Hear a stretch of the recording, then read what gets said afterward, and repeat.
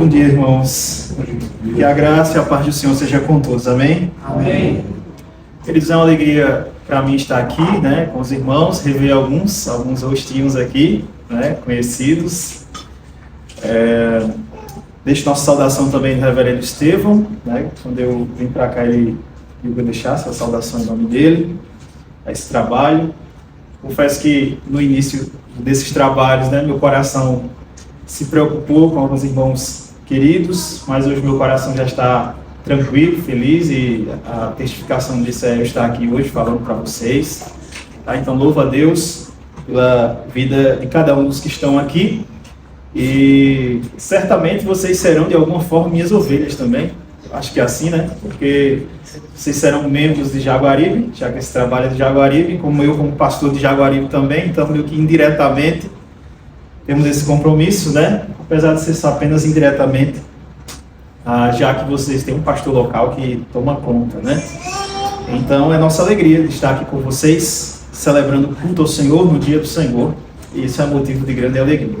Deixo aqui também a saudação aqui da nossa igreja, da Igreja Presbiteriana do Jardim. Alguns irmãos aqui já tiveram a oportunidade de estar lá conosco. Lá também nós cultuamos ao Senhor e servimos ali naquele bairro, que é um bairro de Bahia, não é João Pessoa, é Bahia, ali próximo do aeroporto, que é dito de João Pessoa, mas que parece que pertence a Santa Rita e fica em Bahia, Mas é o aeroporto de Castro, então nós cultuamos ali. E tem sido uma alegria servir ao Senhor, servindo aquela comunidade, aqueles irmãos que ali se encontram. Amém. Dito essas coisas, vamos à palavra do Senhor. Queria que você abrisse a sua Bíblia no primeiro livro de Samuel. Primeiro livro de Samuel.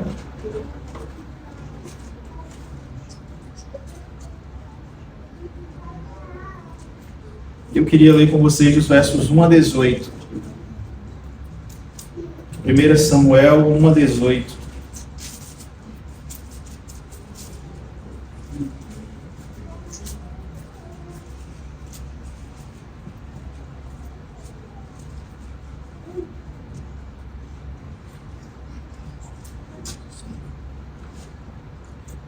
Samuel 1, capítulo 1, versos 1 a 18. Diz assim a palavra do Senhor, acompanhe com fé. Houve um homem de Ramataim Zofim, da região montanhosa de Efraim, cujo nome era Eucana, filho de Jeroão, filho de Eliú, filho de Tou, filho de Zufi, Efraimita. Tinha ele duas mulheres, uma se chamava Ana e a outra Penina. Penina tinha filhos, Ana, porém, não os tinha. Este homem subia da sua cidade de ano em ano a adorar e a sacrificar ao Senhor dos Exércitos, em Siló. Estavam ali os dois filhos de Eli, Hofni e Finéias, como sacerdotes do Senhor. No dia em que Eucana oferecia o seu sacrifício, dava ele porções deste a Penina, sua mulher, e a todos os seus filhos e filhas. A Ana, porém, dava a porção dupla, porque ele a amava, ainda mesmo que o Senhor a houvesse deixado estéril. A sua rival a provocava excessivamente para a irritar, porquanto o Senhor lhe havia cerrado a madre.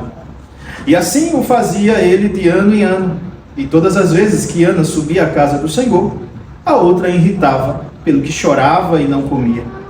Então Eucana, seu marido, lhe disse: Ana, por que choras? E por que não comes? E por que estás de coração triste? Não te sou eu melhor do que 10 filhos? Após terem comido e bebido em Siló, estando Eli, o sacerdote, assentado numa cadeira, junto a um pilar do templo do Senhor, levantou-se Ana e, com amargura de alma, orou ao Senhor e chorou abundantemente.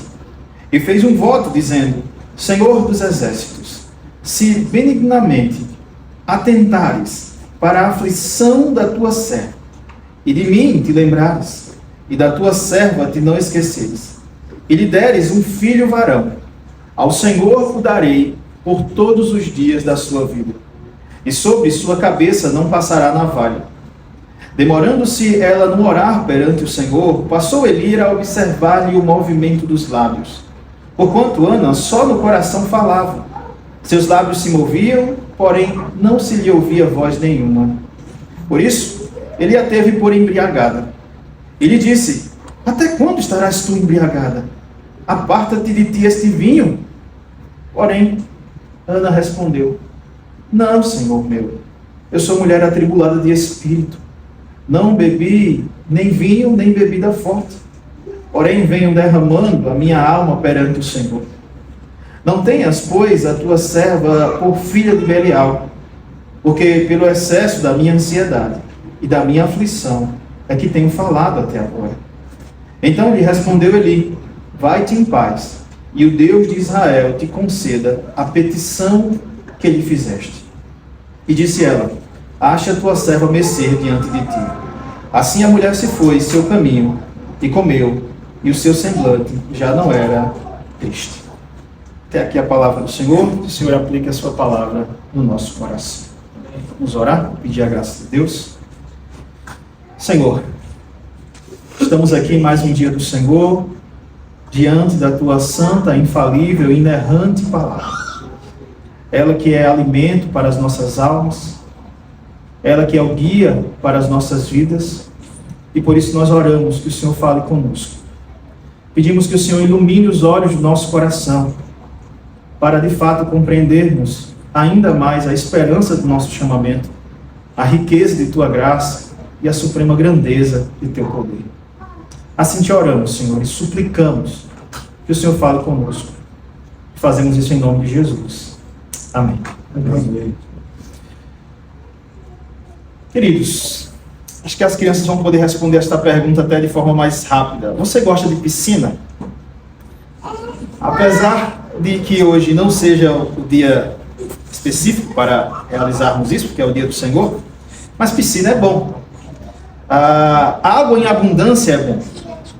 Eu, na verdade, quando cheguei, estacionei meu carro aqui ao lado, que olhei e vi o mar, logo que cheguei aqui, eu disse: olha que coisa beleza esse mar aqui, porque depois que a gente teve filhos, 5 meses já eles fizeram, a gente não foi à praia ainda. Então, você sabe, parece que aquela abstinência de mar. Então, quando eu cheguei ali, que eu parei o carro, que vi o mar, aquilo me chamou a atenção, assim, por conta da abundância de água. Talvez você goste de lugares verdes, arborizados. Imagine um lugar assim, um jardim perfeito, onde até mesmo as feras, leões, onças, teriam um ótimo relacionamento conosco. Mas ainda, imagine pessoas nesse lugar que nunca teriam intenções mais em seus relacionamentos. Imagine uma vida sem temor, ou sem tristeza, ou sem amargura. Pois é, foi assim que Deus criou tudo. E Ele criou tudo bom, tudo muito bom. Mas o pecado veio e trouxe então a queda. E hoje nós vivemos em um mundo caído. O que era colorido, cheio de vida, cheio de abundância, agora está murcho, cinzento, no preto e branco, com pouca água. Acontece que ainda que este mundo em que nós vivemos hoje, irmãos, seja um mundo caído, diferente daquele mundo perfeito que Deus fez, este mundo, ele ainda continua sendo governado pelo nosso Senhor. Mas este mundo caído tem um aspecto nele que nos chama a atenção, que são as dores. Por conta do pecado, este mundo nos traz muitas dores. E junto dessas dores vem o sofrimento. E é sobre isso que eu queria falar com vocês nesse texto que nós acabamos de ler. As dores de um mundo caído.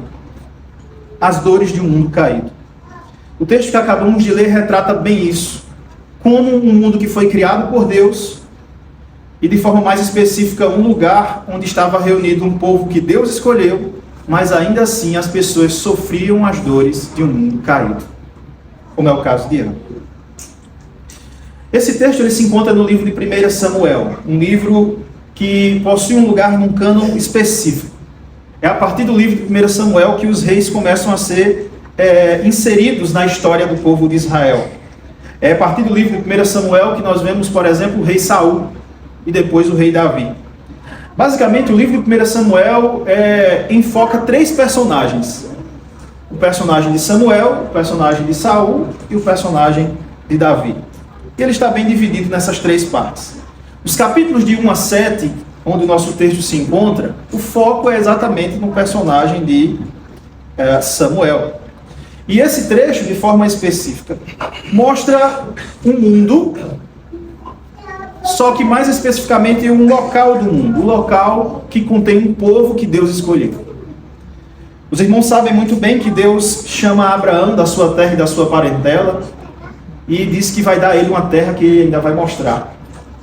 E de Abraão, ali nós passamos pelos patriarcas, chegamos até Moisés, Deus liberta o povo do Egito, um povo que ele escolheu, leva este povo e dá a este povo uma terra especial.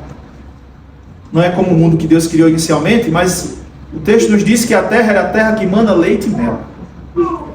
E é nessa terra que se desenvolve o que nós acabamos de ler.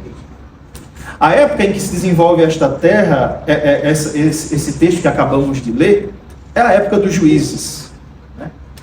Acho que os irmãos sabem que o livro de 1 Samuel é um livro que vem logo após o livro dos juízes. Na nossa Bíblia em português, tem o livro de Ruth, que aparece antes. Mas no texto hebraico mesmo, na Bíblia hebraica, o livro de Ruth se encontra em uma outra parte da Bíblia hebraica, nos escritos. E logo após o livro dos juízes, vem exatamente o livro de 1 Samuel. E é nesse contexto que se desenrola a narrativa que nós acabamos de ler. E o finalzinho do livro dos juízes mostra como as dores de um mundo caído eram apresentadas. Quem já leu o livro dos juízes e vê o finalzinho, parece um filme de terror. O que acontece no final do livro dos juízes. Coisas pesadas, inclusive. Só que o livro dos juízes termina justificando, dizendo, olha, a razão por que está acontecendo isso na nossa terra é uma razão muito simples. Se você olhar o livro de Juízes, o último verso do livro dos Juízes, capítulo 21, verso 24, o texto diz assim: naqueles dias não havia rei em Israel e cada um fazia o que achava mais reto. Então o livro dos Juízes atribui aquelas dores, aquele mal que estava acontecendo ao povo naquela época, ao fato de que não havia um rei em Israel. Só que os capítulos de 1 a 7 de Samuel vão nos mostrar exatamente que isso não é verdade. Havia sim um rei em Israel. E quem era o rei de Israel nessa época? Era o próprio Senhor. Yahweh, ou Yahvé, como você quiser pronunciar, ele era o rei de Israel. Ele era o nosso rei, o rei do povo, e continua sendo o rei do povo. É tanto que no capítulo 8 de 1 Samuel, o povo vai dizer o seguinte: eu quero um rei. Mas você já tem um rei. O Senhor é o rei. Portanto, os capítulos de 1 a 7 de 1 Samuel tratam exatamente de Deus como um rei governando o seu povo, numa época em que o mundo refletia ainda mais a queda.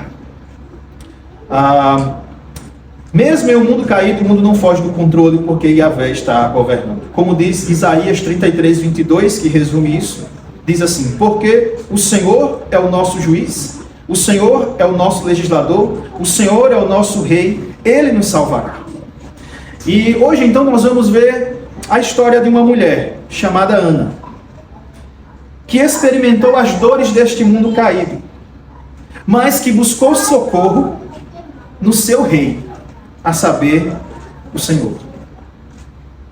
E com isso, ao buscar socorro no seu rei, que é o seu Senhor, ela teve alívio para a sua dor. E nós veremos isso então em três partes. Primeiro nós vamos ver as dores de Ana, que vão retratar as dores do mundo caído, versos de números 1 a 10. Depois nós vamos ver a atitude de Ana, os versos 10 a 16, 10 parte B a 16. Qual a atitude de Ana ao sofrer as dores de um mundo caído? E em terceiro lugar, nós vamos ver a mudança que ocorre no coração de Ana, versos 17 e 18. Então vamos caminhar por essas três partes da narrativa: as dores de Ana, 1 a 10, a atitude de Ana, 10 a 16, e a mudança do coração de Ana, versos 17 a 18. Vamos então aos versos 1 a 10, eu queria que você lesse na sua Bíblia, observe aí, os versos de 1 a 5, onde começamos a perceber já as dores deste mundo caído na vida de Ana. Houve um homem de Ramataim Zofim, na região montanhosa de Efraim, cujo nome era Eucana, filho de Jeroão, filho de Eliú, filho de Tou, filho de Zuf, Efraimita. Tinha ele duas mulheres, uma se chamava Ana e a outra Penina. Penina tinha filhos, Ana, porém, não os tinha. Aqui nós temos uma introdução inicial, né, acerca do pano de fundo dessa história, e que nos apresenta um homem chamado Eucana, um homem não muito conhecido. Ele morava em Ramataim Zofim, né? De acordo com o Richard Phillips, Ramataim Zofim era uma pequena vila no centro de Israel, pertencente ao território destinado a Efraim, próximo à fronteira de Judá. Então ficava ali na divisa, né, ali entre Judá e Efraim, bem próximo da divisa.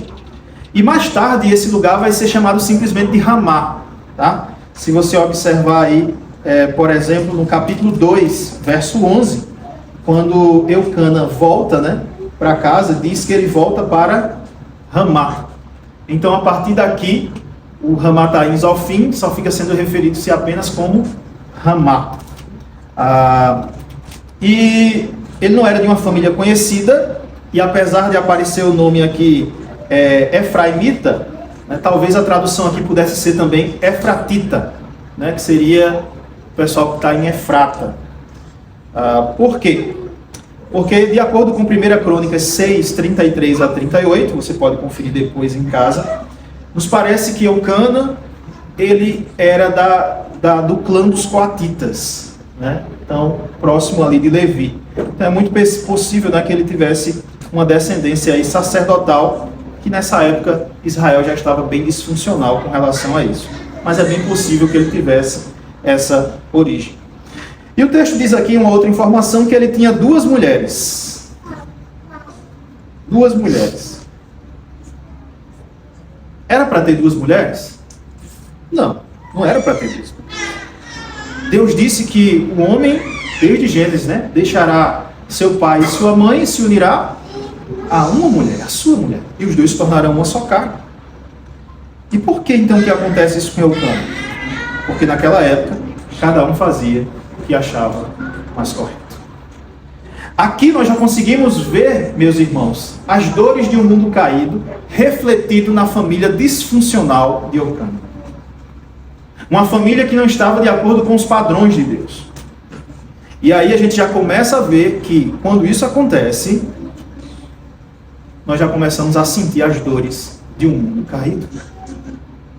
As dores advindas do pecado ao mundo em que vivemos. Uma das suas esposas se chamava Ana, cujo nome significa favorecida. E o nome da outra se chamava Penina, que significa fértil. Penina significa fértil. Uma outra informação que esse texto nos diz, né, nos dá aqui, essa mulher Penina, né, veja o verso 4 aí, se você observar, no dia em que Eucana oferecia seu sacrifício, dava a ele porções destas a Penina, sua mulher, ela que era fértil, e a todos os seus filhos e filhas. É como se ela tivesse filhos em abundância. Filhos e filhas. O autor, o narrador, né, do texto, aponta isso. E uma coisa que acontece que é interessante aqui é que também o texto mostra uma degradação da liderança do povo de Deus naquela época. Veja o verso número 3. Este homem subia da sua cidade ano em ano a adorar e sacrificar ao Senhor dos exércitos em Siló. Estavam ali os dois filhos de Eli, Hofni e Finéias, como sacerdotes do Senhor. Mais à frente o texto vai tratar sobre Hofni e Finéias, mas só para adiantar os irmãos, eles eram pessoas que eram líderes, sacerdotes do povo, mas que faziam aquilo que era mal perante os olhos do Senhor. E Eli, que era o seu pai, que deveria disciplinar e cuidar deles, não fazia isso, porque amava mais os seus filhos do que a Deus. É isso que o texto vai nos falar. Mas apesar da degradação, né, da corrupção da liderança, este homem Eucana não deixava de cumprir com o seu dever de cultuar ao Senhor, de ano em ano ir e trazer o sacrifício, como era de costume, e adorar ao Senhor. Independente da liderança corrupta, Eucana continua cumprindo a sua atividade religiosa e, mais ainda, vai junto com a sua família a adorar. E é interessante isso porque, para umas coisas, Eucana era bem devoto, como permanecer fiel, indo ao culto, né, indo àquele momento de sacrifício, mas, por outro, dentro da sua casa, ele acabava tendo duas mulheres. Isso acontece muitas vezes. A gente acaba sendo zeloso por determinadas áreas da nossa fé e outras áreas a gente não é zeloso. E a gente precisa ter atenção a isso para que isso não aconteça conosco. E eles vão até Siló. Né? O que era Siló? Siló é o lugar onde o tabernáculo estava instalado. Os irmãos sabem que o tabernáculo ele era móvel durante o deserto, mas no livro dos Juízes o tabernáculo continua entre o povo, não é muito mencionado, mas há uma menção lá em Juízes capítulo 18, verso 31, né? O último lugar onde a casa do Senhor foi estabelecida, e foi exatamente no lugar chamado Siló. Então era lá onde o tabernáculo ficou estabelecido, e é provavelmente lá onde estava a Arca da Aliança. Dito essas coisas de informações introdutórias que esse texto nos traz, vamos às dores de Ana. A primeira categoria de dores que este mundo caído nos traz são as dores físicas. Ana sofre uma dor física. O corpo dela não funciona como deveria. A dor dela se encontra exatamente no verso 2, quando diz: Penina tinha filhos, Ana, porém, não os tinha. Ana era estéril. Ela não podia dar à luz filhos. E a esterilidade, irmãos, assim como outras dores físicas, é resultado de um mundo caído. E nós muitas vezes temos que conviver com ela.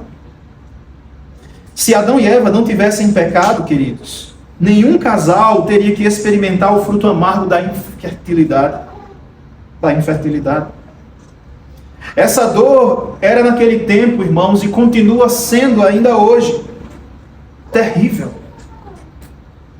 Apesar dos avanços das mulheres em ganhar espaço na sociedade, isso não ameniza de forma alguma a dor daquelas que querem ter filhos e não podem, e não os têm.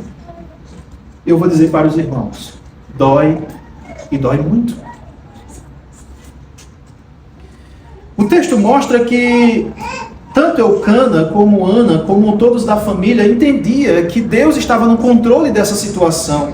Se você ver, por exemplo, o verso 5, o texto diz: a Ana, porém, dava porção dupla, porque ele amava, ainda mesmo que o Senhor a houvesse deixado estéril. No verso 6 diz: porquanto o Senhor lhe havia cerrado a madre. Ele entendia a soberania de Deus, que o que estava acontecendo ali era porque era da vontade do Senhor. Mas entender isso não tira a dor deste mundo caído. Nos ajuda a compreender, a confiar em Deus. Mas a gente continua tendo que sentir a dor física. E a infertilidade, meus irmãos, é muito mais comum do que você pensa. Talvez você pense que isso é algo muito raro, mas é muito mais comum do que você pensa. Às vezes, quando eu estou preparando um sermão, eu fico catando algumas músicas que tem a ver com a pregação, que se alguém canta aquele trecho. E aí, nas minhas pesquisas, eu encontrei uma cantora pentecostal chamada Alice Maciel, e ela canta esse trecho. Né? O título da música é A Vitória de Ana. A música literalmente canta esse trecho. E aí eu fui ao YouTube, né? Eu encontrei no YouTube. E ao observar o YouTube, eu fui nos comentários. O que me chamou a atenção nos comentários era a quantidade de mulheres que comentaram assim: eu oro há tantos anos por isso, assim como Ana, para que Deus me conceda um filho. Várias mulheres têm orado para que o Senhor me conceda um filho, porque eu não tenho condições. E quando eu li aqueles comentários, eu percebi que A dor que Ana sentia naquela época doía e hoje continua doendo em muitas mulheres. Não só em mulheres, em homens também, em casais. Talvez, meu irmão e minha irmã, você não tenha ideia da dor e frustração mensal que casais passam quando chega aquele momento do mês em que vem o sangue e que eles dizem, não foi dessa vez. Não foi dessa vez. E tudo isso é resultado de um mundo caído. De um mundo caído. A infertilidade aqui nesse texto, que nos chama muito a atenção da dor que ela pode provocar, ela representa as demais dores físicas de um mundo caído e que nos causam dor. Há pessoas que não sofrem de infertilidade, mas sofrem de tantas outras coisas, tantas outras dores, dores físicas, que fazem com que você sofra. E a gente precisa entender que tudo isso são oriundas de um mundo caído. Que se Adão e Eva não tivessem pecado, se o pecado não tivesse adentrado no mundo, nós não padeceríamos as dores que o mundo caído nos traz. Mas não temos apenas as dores físicas deste mundo. O texto continua nos mostrando que há dores que são oriundas de relacionamentos também. Há relacionamentos que nos causam dores, conflitos, iras, provocações e tantas outras coisas. Ao nos relacionarmos dentro de um mundo caído, nós estamos fadados a sofrermos as dores que são oriundas de relacionamentos. E aqui nós vemos na figura de Penina, né? Verso 6 diz assim, ó, a sua rival a provocava excessivamente para irritar, porquanto o Senhor lhe havia cerrado a morte.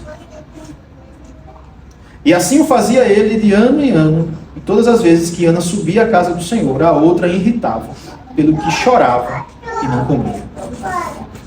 Veja, irmãos, o nome Penina significava fértil. Imagine, todas as vezes que Eucana dizia, Penina, ele estava dizendo assim, ó, a fértil. E Ana olhava, eita, eu não sou a fértil. Mas não era apenas isso. Essa mulher Penina, não sei se talvez com ódio no seu coração, porque Eucana dava a porção dobrada a Ana, porque ele a amava. Mas ela começava a provocar. O texto chama ela de rival. Rival quer dizer inimiga. E ela provocava excessivamente. Não era uma provocação pequena, era uma provocação excessiva. E ela fazia isso com um único objetivo: irritar ou causar ira em Ana. E talvez ela fizesse isso até mesmo com a ajuda dos seus filhos. Tem um comentarista chamado Dale Davis, que ele tenta propor um diálogo da forma como Penina irritava Ana. E eu penso que seja bem interessante. Dale Davis diz o seguinte, que era como se Penina dissesse: e então, crianças, todos têm seu alimento. Queridos, vocês são tantos que é difícil de contar. Imagine Penina falando isso. Imagina as crianças dizendo: mãe, a tia Ana não tem nenhum filho? A mãe diz: o que você disse, querido? Eu disse, a tia Ana não tem nenhum filho. A tia Ana? Ah, sim, isso mesmo, ela não tem filhos. Ela não quer ter filhos, mamãe? Sim, ela quer muito ter filhos, não é mesmo, mamãe? Papai não quer que a tia Ana tenha filhos? Sim, com certeza, ele quer que a tia Ana tenha filhos. É porque a tia Ana está desapontando ele. Ela simplesmente não consegue ter filhos. Por que não? Porque Deus não quer que ela tenha filhos. Deus não gosta da tia Ana, mamãe? Bem, eu não sei. O que você acha, meu filho? Conversas como essas, parecidas com essa, irritariam Ana. Portanto, ela fazia, provocava. E sabe, irmãos, relacionamentos desse tipo ferem e dói bastante. Para completar a situação, nós temos Eucana. E Eucana não pressionava Ana. Ele compreendia a situação de Ana. Veja, irmãos, ele compreendia, ele dava a porção dobrada, ele tentava ajudar. Mas só que algumas vezes parece que ele agia sem noção. Olha o que Eucana fala para Ana no verso de número 8. Então Eucana, seu marido, lhe disse: Ana, por que choras? Por que não comes? Ou por que estás de coração triste? Não sou eu melhor do que 10 filhos? Ana, por que você quer filhos, Ana? Eu estou aqui, eu sou ótimo. Eu sou melhor do que qualquer filho. Sabe, irmãos, tem um pregador que diz até que Eucana ganhou o troféu sem noção do ano aqui. A sua esposa está sentindo a dor. E no lugar de ter empatia com ela, ele simplesmente chama e diz assim: eu sou melhor, eu estou aqui. Talvez ele até quisesse ajudar. Ele quisesse ajudar, mas ele não fez de forma correta. A cada dia que passa, dentro do ministério pastoral, eu entendo e percebo que há uma necessidade de que os maridos se tornem conselheiros bíblicos de sua esposa. Porque eles é quem estarão perto dela nos momentos mais difíceis de sua vida. E precisarão aconselhar elas com a palavra de Deus. Precisarão ter empatia, sentir a dor delas. E lembrar a elas a palavra de Cristo nos momentos mais difíceis de sua vida. Eli, para completar o último relacionamento de Ana, é com o sacerdote Eli. Se encontra um pouquinho fora da nossa divisão aqui, mas no verso 13, se você ver, Eli olha para ela e tem ela, vê a situação enquanto ela está orando ali e a tem por embriagada. Verso 14 diz assim: até quando estarás embriagada? Aparta de ti esse vinho. Para completar as dores de Ana, ela já é provocada, irritada excessivamente por Penina. Agora o seu marido, sem noção, não tem empatia com ela. E para completar, o sacerdote, aquele que deveria, na verdade, compreender as dores, ele simplesmente diz: essa daí é mais uma embriagada. Mais uma embriagada. Nem o sacerdote consegue entender a sua dor. As dores vindas de relacionamentos também são oriundas de um mundo caído, meus irmãos. Portanto, nós sofremos por causa dos relacionamentos. Mas tudo isso é por conta do pecado. E o texto nos mostra ainda a última categoria de dores. As dores físicas, as dores advindas de relacionamentos. E a última categoria mostrada aqui, exemplificada na vida de Ana, claro, isso aqui não é exaustivo, só apenas na vida de Ana, são as dores do coração. As dores do nosso ser interior. A Bíblia trabalha pelo menos 3 expressões que representam o nosso ser interior. Vocês sabem que quando Deus criou o homem, Ele criou o homem do pó da terra, e depois Ele soprou em suas narinas e deu fôlego de vida. Ou seja, nós temos o ser interior do homem e temos o ser exterior. Aquilo que é material e aquilo que é imaterial. Paulo chama isso de homem interior e homem exterior. Mas para o homem interior, a parte imaterial nossa, a Bíblia usa algumas palavras, como coração, como alma ou espírito. Essas 3 palavras, elas acabam sendo sinônimos, são utilizadas de forma intercambiáveis. E é interessante como esse texto de Samuel faz isso para a gente muito bem. Ele, na verdade, é um texto que mostra para a gente, exemplifica como essas 3 coisas são uma só. Tratam-se do ser interior. E mostra isso apresentando a dor de Ana no seu ser interior. Veja o verso de número 8. Quando Eucana pergunta por que ela está triste, ele diz assim, no verso 8: e por que estás de coração triste? A primeira palavra que ele usa aqui é a palavra coração, para ser interior. Palavrinha hebraica, lev. A segunda palavra que ele utiliza aqui está no verso número 10, quando diz assim, levantou-se Ana e com amargura de alma, que é a palavrinha nefesh. Amargura de alma significa o seu ser interior também. Coração triste, amargura de alma. E no verso de número 15, então, um pouco fora da nossa divisão aqui, mas quando Ana vai falar para Eli a sua situação, ela vai dizer: eu sou mulher atribulada de espírito, né? A palavra em hebraica aqui, ruar. Então você tem aqui o espírito de Ana. Então você tem coração, você tem alma e você tem espírito. As três palavras, elas descrevem o ser imaterial do homem, o ser interior. E a verdade é que o nosso ser interior também sofre. O nosso ser interior também é ferido. A expressão que é utilizada aqui para a situação de Ana, das dores do seu ser interior, a primeira delas no verso 8 é triste, coração triste. A palavra hebraica aqui para triste pode ser traduzida também por tremer, agitar. O coração de Ana estava tremendo, estava agitado. Era essa a situação do coração de Ana. A outra expressão que aparece no verso 10, que é para a alma, né? A alma estava amargurada. A expressão hebraica para amargurada podia ser traduzida também por derramada. Como algo que era sólido e passou por um fogo tão grande que ela derreteu e foi derramado sobre a alma. Então é isso a situação da alma ou do ser interior de Ana. A dor que ela sentiu foi tão grande que a sua alma ela agora está derramada e o seu coração está agitado, triste.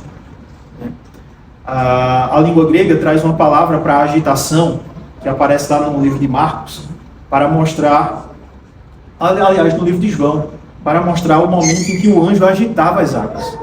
Aí depois Jesus pega essa palavra e usa lá em João 14 para o coração dos discípulos, quando diz assim, ó, não se turbe o vosso coração. Ou seja, não se agite o vosso coração. O que acontece com o nosso coração quando ele é ferido é que ele fica agitado, ele fica mexido e as coisas começam a ficar confusas. E nós começamos a sentir as dores do coração. As dores da alma. E a última palavra que usa aqui, que é atribulada de espírito, significa perturbado ou agitado também. Perturbado. Tá? Então, e o que é que isso causava externamente? As dores do coração, por vezes, elas são externadas. E a gente às vezes fica tão triste que a gente só quer chorar quando o nosso coração está ferido. E era assim que Ana estava, chorando. Por isso que Eucana pergunta, por que você chora? O verso número 7 diz mais ainda, que ela não apenas chorava, mas ela também não comia. A dor do coração era tão grande que agora ela não apenas chora demais, mas também ela agora não come. Ela deixa de comer. Porque o seu coração, na verdade, está ferido. O verso de número 16, ela retrata a sua aflição com o termo ansiedade. Veja você no verso 16, quando diz o seguinte: não tenhas a tua serva por filha de Belial, porque pelo excesso da minha ansiedade e da minha aflição é que tenho falado até agora. Ansiedade e aflição. Tudo isso aponta para dores do coração. Há pessoas que realmente sofrem dores do coração. Há pessoas que passam dias e dias chorando. Há pessoas que passam a vida aflita, porque o seu coração está desalinhado, está perturbado, está agitado, por conta de situações que aconteceram. Talvez ligado a uma dor física, talvez ligado a um relacionamento, mas o coração acaba ficando ferido. E tudo isso é oriundo de um mundo caído. Quais aplicações nós temos para as nossas vidas nesse primeiro ponto, onde nós vimos as dores de um mundo caído? Primeiro, meus irmãos, nós precisamos lembrar do texto de Romanos 12:15, que diz: alegrai-vos com os que se alegram e chorai com os que choram. É preciso entender as dores daqueles que sofrem neste mundo caído e chorar junto com eles. É preciso se compadecer de irmãos que sofrem dessa forma. Se você percebe o sofrimento de alguém por conta deste mundo caído, o que você precisaria fazer era se juntar a esta pessoa e lamentar junto com ela e sentir a dor dela, para que você possa ter empatia com essa pessoa. A segunda coisa que você tem que fazer, e aí de forma mais específica, pensando nos casais inférteis, se você conhece algum casal que é infértil, evite, queridos, comentários que só irritam. E aí, não vai chegar não, é? Estão passando na frente. Evite comentários que só aumentam ainda mais a dor de casais que sofrem com a infertilidade. Pelo contrário, se compadeçam deles. Cheguem juntos. Orem junto com eles. Eu quero orar junto com você. Eu quero orar por você e com você. Nós precisamos agir dessa forma diante das dores desse mundo caído. Traga o encorajamento e a força necessária para essas pessoas. E eu não sei se alguém aqui, dentre vocês, passa pela infertilidade e sofre essa dor. Há uma aplicação também para a sua vida. Lembre-se, você não está só nesta luta. Você não está só nessa dor. Ana está junto com você. Sara está junto com você. Rebeca, se a gente fizer um cálculozinho ali no trecho, está junto com você. Raquel está junto com você. A mulher de Manoá, não sabemos o nome, está junto com você. Isabel, a mãe de João Batista, está junto com você. E tantas outras irmãs que estão nas Escrituras e outras que também não estão, mas que sofrem junto com você. Irmãs em que Deus a abençoou. Irmãs em que Deus falou ao coração delas. Elas olharam para Cristo. Elas olharam para o Senhor. E tiveram o conforto que necessitavam para passar pelas dores desse mundo caído. Deus opera, queridos, apesar deste mundo caído. Foi através destas mulheres, lembra aos irmãos que sofreram a dor da infertilidade, que Deus trouxe o seu plano de redenção, que Deus trouxe o seu Cristo. Foi através de Isaac que veio de Sara, que veio Cristo. Portanto, lembre-se, Deus não deixa de estar no comando do universo, reinando sobre todas as coisas. Não deixe. E olhando para Cristo, seu Filho, você vai encontrar o conforto que você necessita, para que o seu coração, mesmo agitado, seja alinhado e colocado no devido lugar, olhando para Cristo. Em segundo lugar, nós temos aqui a atitude de Ana. Veja você, a partir do verso 10, nós temos a atitude de Ana. Ana está passando por muitas dores, nós já vimos, está sofrendo bastante. E o que ela faz? O que ela faz? Veja você o que diz o verso 10, parte B. O verso 10 diz assim: levantou-se Ana, e com amargura de alma, orou ao Senhor e chorou abundantemente. Ana poderia se refugiar em Eucana. Poderia chegar para o seu marido e dizer: Eucana, você não está vendo o que Penina está fazendo comigo? Faça alguma coisa. Discipline ela, faça alguma coisa. Eu poderia chegar para o sacerdote ali, dizer: olha, eu estou sofrendo tanto, faça alguma coisa, Penina está me prejudicando. Faça alguma coisa. Traga uma disciplina eclesiástica sobre ela. Mas ela não faz isso. Porque Penina ser punida não resolveria a dor de Ana. Não resolveria a dor de Ana, meus irmãos. Então o que ela faz? Ela vai buscar num rei que governa o universo. Num rei que governa este mundo, ainda que o mundo caído, mas ele governa. O mundo não sai do seu controle. E ela vai buscar nele. Muito interessante, Dale Davis comentando, e ele diz o seguinte: essa mulher se dirige ao Senhor dos Exércitos, governante cósmico, soberano de todo e qualquer poder, e assume que ele vai se importar com o coração partido de uma mulher relativamente obscura na região montanhosa de Efraim. Ela chega para o dono de todo o universo, de todas as galáxias, e acha que ele vai parar tudo e vai ouvir ela. Uma mulher que morava lá numa região obscurecida lá de Efraim. Ela acha que Deus vai ouvir ela. Sabe, irmãos, ela está certa. Ela está certíssima. Porque o nosso Deus, ainda que grandioso, dono de todas as coisas, ele para ouvir aos seus filhos que clamam por socorro. E é isso que o nosso Deus faz. Ele para nos ouvir. quando seus filhos oram, quando seus filhos clamam. Ela está certíssima. A oração é uma ferramenta preciosa. Há um poeta chamado George Herbert, finalzinho do século XVI, início do século XVII, que ele faz um poema sobre oração, talvez um dos mais conhecidos. Você pode ler depois esse poema de forma mais completa no livro do Tim Keller, sobre oração. E ele diz algumas coisas, ele descreve a oração de algumas formas bem interessantes. Por exemplo, ele diz que a oração é a alma em paráfrase. Ele diz que a oração é o coração em peregrinação. Outro que ele diz aqui, ó, a oração é o prumo cristão esquadrinhando os céus e terra. Através da oração, nós clamamos a Deus. E o Senhor ouve as nossas orações, segundo a sua vontade, Ele responde com todo o seu poder. Uma que eu gosto bastante, que ele diz é que a oração é um trovão reverso. Achei interessante essa, porque o trovão, ele vem do céu para a terra. E quando Deus fala, né, várias vezes a Bíblia diz que é como um trovão. É algo que vem do céu para a terra.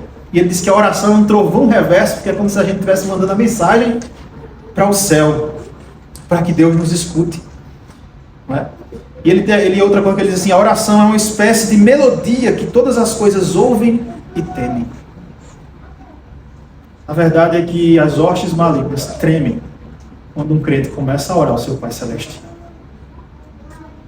Porque dentre as maiores investidas de Satanás para destruir a sua igreja, nenhuma delas vai ter sucesso quando seus filhos se prostram de joelho, clamam a Deus, e Deus responde a oração deles.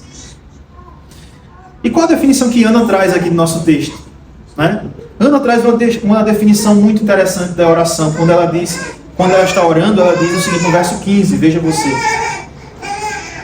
Ana respondeu, não, Senhor meu, eu sou uma mulher atribulada de espírito, não bebi nem vinho nem bebida forte, porém venho derramando a minha alma perante o Senhor. Para Ana, orar é derramar a alma diante do Senhor.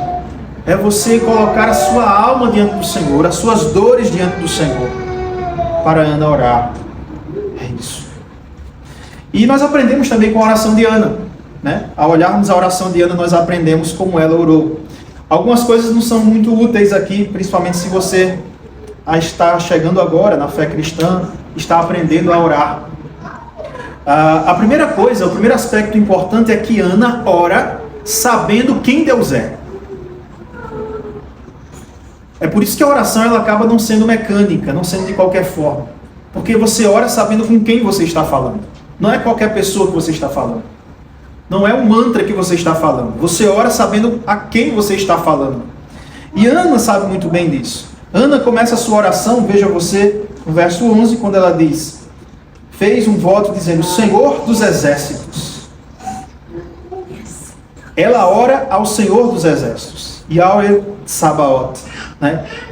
E a primeira vez na Bíblia, não é, que aparece esse termo e começa então a aparecer várias vezes com bastante frequência é o livro de 1 Samuel.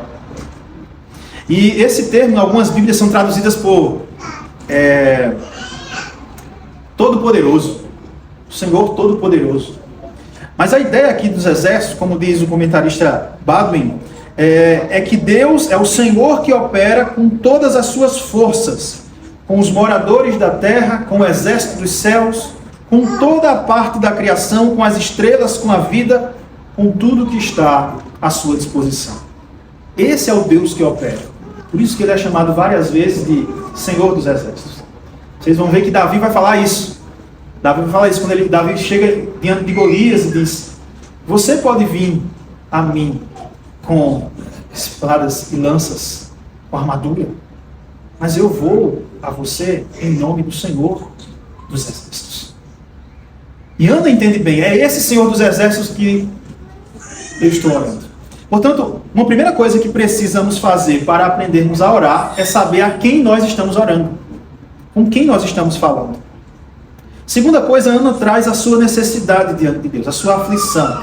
Veja que ela diz assim, ó, se benignamente atentares para a aflição da tua serva, e de mim te lembrares, e da tua serva te não esqueceres, e deres um filho varão. Então, veja que ela coloca a necessidade e a aflição dela diante do Senhor. Então, qual a sua aflição? Quais são as suas dores? O que você tem sofrido? Você não precisa ficar sofrendo sozinho. Você pode colocar isso diante do Senhor dos Exércitos. Porque Ele pode fazer algo por você. Ele pode. E uma outra coisa é que ela ora sabendo quem ela é. Acho que isso é muito interessante, né? Olha, eu acabei de dar a expressão, ela diz assim, ó, da tua serva. Ela entende que ela está diante de Deus como serva. Ela não chega assim e diz assim, ó, Deus, eu exijo que o Senhor me dê um filho. Não aceito mais isso. Não aceito viver nessa vida. Eu nasci para vencer. Então o Senhor precisa me dar um filho. Às vezes eu falo assim, parece até cômico, né? Mas existem igrejas que ensinam exatamente isso. Que você precisa exigir de Deus que Ele lhe dê algo. Infelizmente. Não, ela se coloca e diz assim, ó. Contempla, Senhor, a aflição da tua serva. Lembra-te de mim. Lembra da tua serva, não te esqueças. Ela se coloca exatamente diante de Deus humilde. E é assim que nós precisamos nos colocar diante do Senhor. Nós não somos nada. Não somos nada. Mas nós temos acesso ao Senhor dos Exércitos. E aqui nós temos o voto dela também, né? Ela promete, então, que se o Senhor der a ela um filho, ela vai dar o seu filho para Deus, por todos os dias da sua vida. E a expressão aqui que diz é que sobre a cabeça dele não passará navalha. Isso aqui literalmente é uma alusão ao voto de Nazireu. Quando um bebê era dedicado ao Senhor, ele fazia esse voto de Nazireu. Essa dedicação, né, de Nazireu era por um período pequeno. Só que Ana disse que vai dedicar ele como Nazireu durante todos os dias da vida dele. Era uma dedicação até mais forte do que a dedicação levita.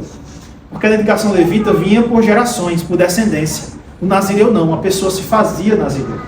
Não necessariamente precisaria ser levita. E esse voto, por vezes, é entendido como sendo uma barganha, né? Peraí, Deus me dá um filho aqui e eu dou outra coisa para ele. Uma troca, mas não é isso. Eu gosto muito da resposta que o William Baker dá para essa situação, que ele diz o seguinte: sem dúvidas, ela desejava o filho e pediu o filho em cumprimento ao seu desejo veemente. Porém, além e acima desse desejo, surgiu na sua alma a noção do direito e da glória de Deus. E a essas elevadas considerações ela desejou subordinar todo o seu próprio sentimento. Se Deus lhe desse um filho, ele não seria dela, mas de Deus. O que eu olho para esse voto de Ana e eu percebo é que não é assim, olha, você me dá um filho, Senhor, e eu lhe dou 10 mil reais. 10 mil reais. Não é isso. A questão é, Deus dá uma bênção para ela, e essa bênção não ocupa um lugar de proeminência no seu coração, porque agora essa bênção vai servir ao próprio Deus. Sabe, irmãos, por vezes nós oramos por algo durante muito tempo. E Deus se lembra de nós, às vezes nos concede aquela bênção. Aquilo pelo que a gente orou tanto. Pode ser um filho, uma conversão de alguém, às vezes qualquer outra coisa. E de repente um emprego, e de repente quando a gente consegue aquilo passa a ocupar um lugar de tanta proeminência na nossa vida, se torna um ídolo para nós, que nós esquecemos do Senhor. Começamos a negligenciar o culto e tantas outras coisas. O voto de Ana aqui, apesar de ser algo privado dela, mas representa o fato de que aquilo que nós recebemos de Deus precisa servir a Deus também. Precisa servir ao Senhor. E Ana não apenas faz o voto dessa forma, né? Cumpre com seus votos, mas ainda ela é humilde. O texto continua dizendo que ela perseverava em oração. Veja o verso 12. Demorando-se ela no orar perante o Senhor. Passou ali a observar o movimento dos lábios. Ela era perseverante em oração. Isso denota humildade. Humildade, pastor? Sim. Perseverança em oração denota humildade. Você se coloca prostrado diante de Deus exatamente à sua dispensação, aguardando que Ele haja em seu favor. Isso é humildade. Você se colocar humildemente debaixo da potente mão de Deus. Senhor, faz, Senhor, segundo a Tua vontade na minha vida, dessa forma. E ela faz isso, ela é perseverante na oração. Mas ainda, ela tem um momento de oração silenciosa, né? Aqui, quando o seu coração, ela fala, mas os seus lábios se movem ali, mas ninguém escuta nenhuma voz. Oração silenciosa é a oração que ela faz aqui.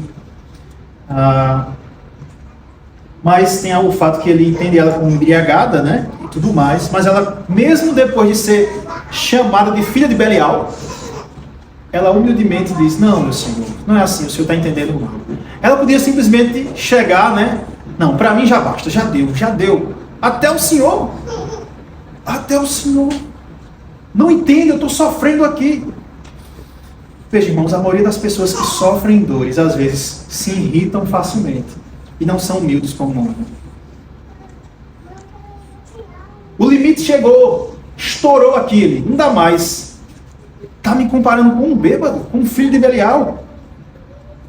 Filho de Belial essa expressão vai ser utilizada mais à frente, em 1 Samuel. Só para os irmãos entenderem aqui, eram pessoas que não faziam aquilo de acordo com a vontade do Senhor. São chamados de filhos de Belial. E talvez ele tenha dito que ela era uma bêbada, porque podia ser a situação de Siló naquela época, né? Uns bêbados entravam no templo e ficavam ali andando de um lado para o outro, né? Isso é comum acontecer. Eu já participei de uma igreja em que os bêbados entravam dentro da igreja assim, né? E os diáconos iam ter que chegar lá para conversar, e isso podia estar acontecendo naquela época. Mas ele não percebe o que acontece, mas ela humildemente se coloca e diz: olha, não, eu sou atribulada de espírito, eu estou derramando a minha alma.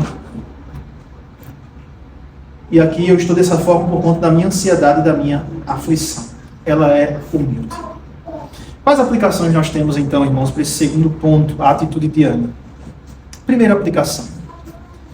Qual a dor que você tem enfrentado deste mundo caído?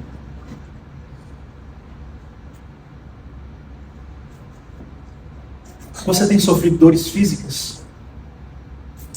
Ou talvez as suas dores advêm de relacionamentos quebrados, de conflitos, brigas, contendas, traições, pessoas que provocam.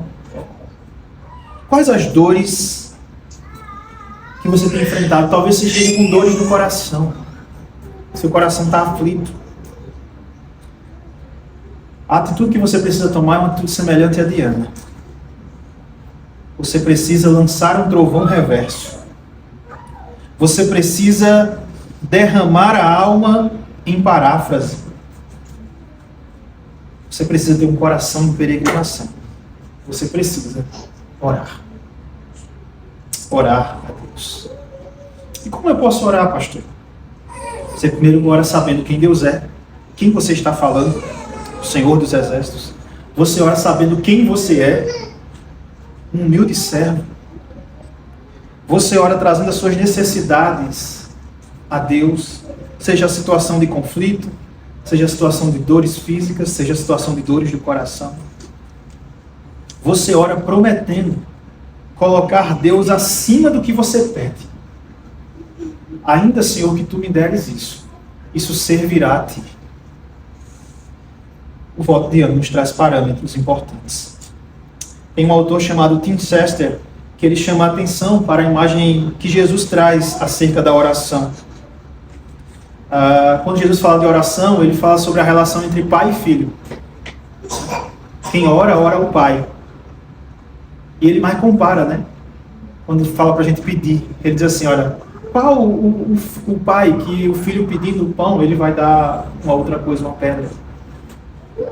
Qual? Então ele compara pai e filho, e Tim Chester faz a observação com relação a uma criança bem novinha, talvez na idade dos meus filhos ali, 5 meses, por aí. E ele diz o seguinte: o choro de uma criança é um choro de fé, pois reflete sua convicção de que alguém a ouve e responde. Tem um dos nossos filhos, o Timóteo, que às vezes ele acorda de noite com fome. Quem tem criança pequena aqui deve saber como é isso. Ele acorda de noite. E aí o Timóteo ele dá um grito assim, não é um choro não, é um grito aqui. Ele dá um grito, aí a gente acorda assim, que tá. Aí de repente a gente diz, não, acho que vai parar, foi só isso aí. Parar o quê? Parar o quê? Ele dá um grito mais forte ainda. Como a gente mora num apartamento, acho que os vizinhos saem acordando lá. E ele grita, e ele não está vendo nada, está escuro ali, é de noite. Ele não sabe se o pai dele está ali, se a mãe dele está ali, mas ele sabe uma coisa, ele vai gritar. Porque a mãe dele, ou o pai dele, vão lá socorrer e trazer o alimento para ele. Literalmente, um grito de fé. Eu não estou vendo nada, mas eu continuo gritando. Talvez as dores deste mundo caído, as aflições deste mundo caído, não deixe você ver o Pai, o Senhor dos Exércitos, sua grandeza e como Ele pode lhe ajudar. Mas você precisa dar o grito de fé. Você precisa orar. Porque o nosso Deus, Ele vai escutar o nosso clamor e vai vir nos socorrer. Da sua forma, mas Ele vai vir nos socorrer. Terceiro e último ponto da nossa mensagem, versos 17 e 18, a mudança no coração de Ana. E eu queria começar esse último ponto dizendo uma verdade para você. A oração não muda o coração de Deus. Talvez isso frustre você, eu não sei. Mas a oração não muda o coração de Deus. Mas muda o nosso coração. Muda o nosso coração. E é isso que o texto nos mostra. Veja você. Eli finalmente compreende a situação de Ana e o abençoa. Veja o que diz o verso 17. Então lhe respondeu Eli: vai-te em paz, e o Deus de Israel te conceda a petição que lhe fizeste. Ele realmente compreende que Ana estava chorando, que Ana precisava, que Ana estava orando, e ele então responde: vá em paz e que Deus conceda a sua petição. E após aquela conversa que Ana tem com ele, o texto nos diz, verso 18, que ela mudou. Mudou. Aquela mulher que só chorava, que não comia, que estava ansiosa, que estava aflita, com dores do coração, com dores de relacionamento, com dores físicas. Aquela mulher totalmente aflita, parece que mudou. Veja o que diz o verso 18. E disse ela: ache a tua serva mercê diante de ti. Assim a mulher se foi seu caminho e comeu, e o seu semblante já não era triste. Já não era triste. As palavras de Eli, irmãos, não foram mágicas. Você imagina, ele disse assim, vai-te em paz, que o Senhor conceda a tua petição. Tadã! Mudou. Não foram palavras mágicas. As palavras de Eli não foram palavras até mesmo eloquentes, palavras de efeito, nada disso. Foram palavras simples, o padrão de um sacerdote dizer. Até mesmo os pastores falam isso. Deus abençoe, meu irmão. Vá em paz. Que Deus conceda a sua petição. Estarei orando também por você.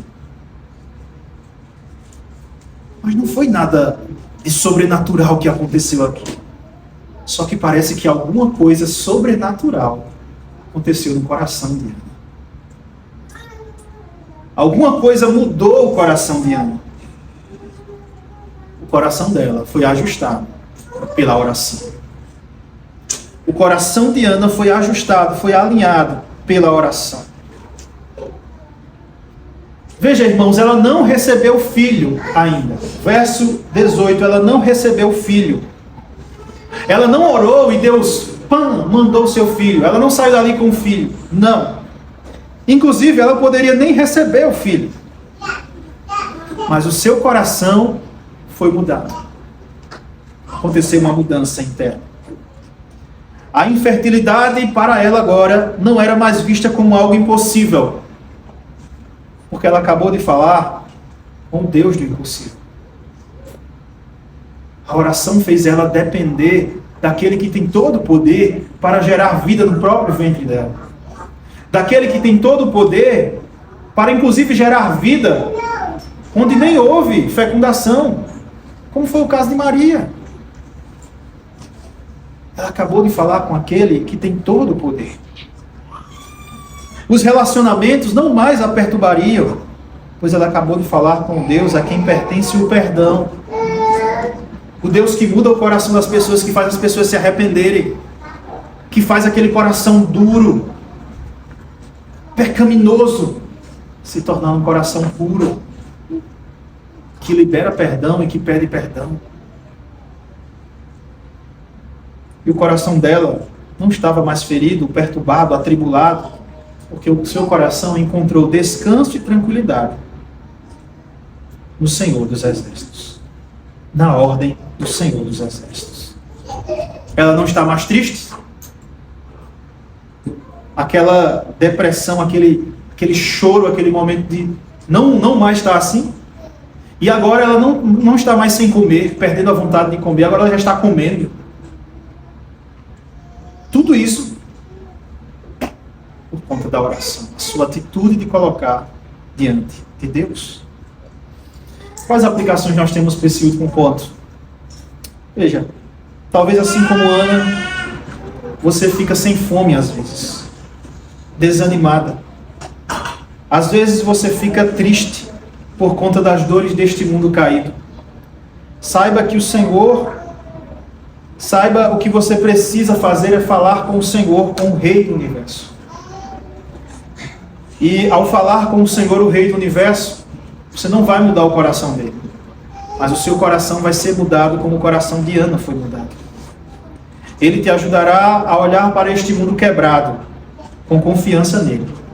E isso muda tudo, irmãos, inclusive nós mesmos.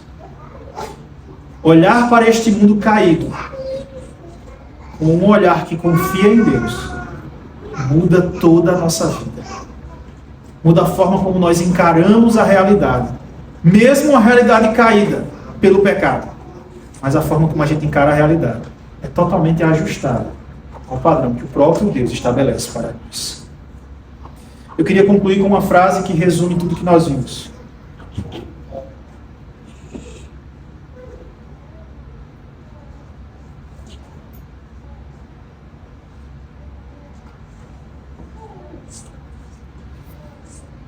São muitas as dores deste mundo caído. Dores físicas, dores de relacionamentos, dores do coração. Mas há como conviver com elas quando o nosso coração é ajustado. Quando começamos a olhar para o Rei e um caminho poderoso dado por Ele para olharmos para Ele é a oração. Portanto, ore. Vamos orar? Da sua fronte nesse momento. Senhor, nós acabamos de ouvir a Tua palavra nesta manhã. Palavra que nos mostra como este mundo caído e pecaminoso traz sofrimento e dores a tantas pessoas, inclusive a nós, Senhor. Mas nós queremos colocar essas dores diante do Senhor. Nós queremos fazer assim como Ana. Colocar diante do Senhor as nossas aflições e as nossas dores. Aquelas pessoas que sofrem dor física, Senhor. Aqueles casais que sofrem a infertilidade. Deus, tenha misericórdia deles, Jesus. Tenha misericórdia.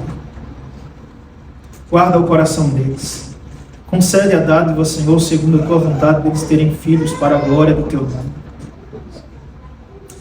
Ó Senhor, aqueles que sofrem dores de relacionamento, pessoas que são provocadas, que ficam estressadas, iradas, que sofrem tanto com isso, às vezes não conseguem nem dormir, Senhor.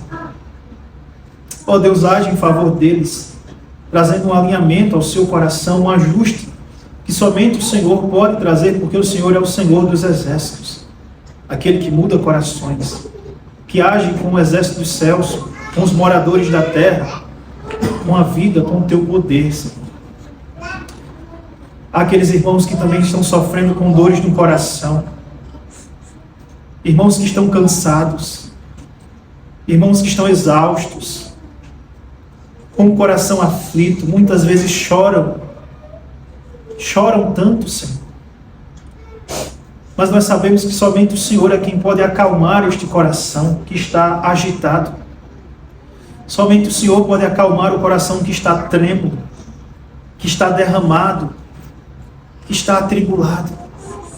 Por isso rogamos, Senhor, ao Senhor dos exércitos, o Todo-Poderoso, que haja em favor desses irmãos. Desperta nossos corações, Senhor, para gastarmos tempo em oração ao Senhor. E muda o nosso coração, para que assim como Ana, nós possamos comer e não mais ter um semblante triste ou aflito. Assim te oramos, Senhor. Gratos por tudo em nome de Jesus. Amém. Amém. Deus abençoe.